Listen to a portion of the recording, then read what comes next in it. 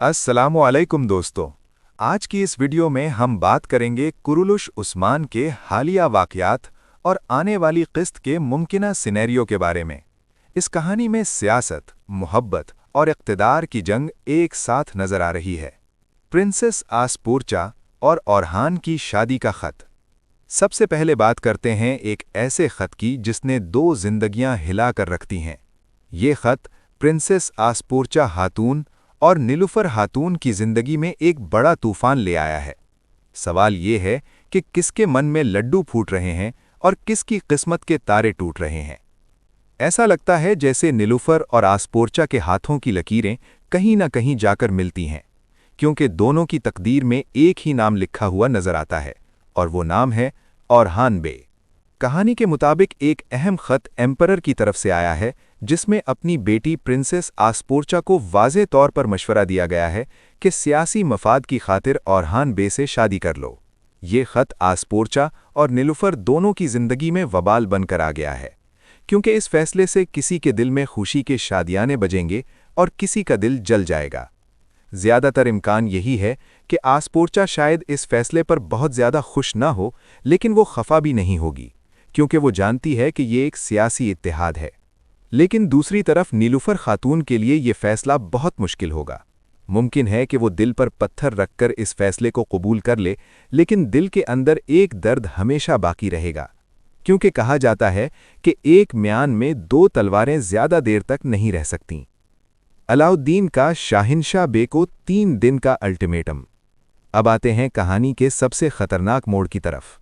अलाउद्दीन बे ने शाहिनशाह बे को एक सख्त पैगाम दे दिया है। पैगाम बिल्कुल वाज़े है, तख्त छोड़ दो और सल्तनत खाली कर दो। तुम्हारे पास सिर्फ 3 दिन है। इस वक्त सल्तनत के तख्त पर ज़बरदस्त कशमकश जारी है। एक तरफ ओरहान बे हैं और दूसरी तरफ शाहिनशाह बे। दोनों ये दावा कर रहे हैं कि सल्तनत का असल वारिस वही है और वही उस्मान गाजी का हकीकी जाननशीन है। इसी ताकत की लड़ाई में शाहिनशाह बे ने सल्तनत पर कब्जा कर लिया है और अपने आप को सुल्तान का लक़ब दे दिया है।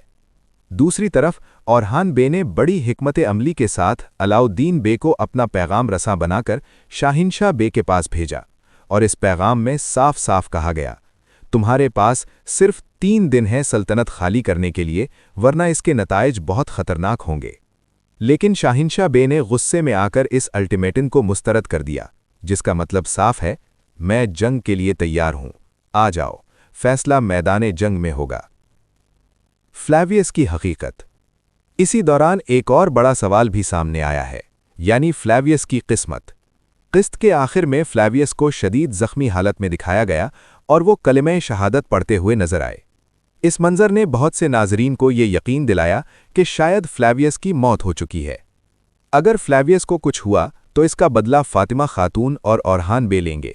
लेकिन अगर हम ट्रेलर को गौर से देखें तो वहाँ फ्लैवियस का वाज़े सीन नज़र नहीं आता। इसीलिए बहुत से तज्ज़ियाकारों का ख्याल है कि फ्लैवियस अभी जिंदा हो सकता है और आने वाली अक़सात में वो दोबारा कहानी में अहम किरदार अदा करेगा। आने वाली क़िस्त में क्या होगा?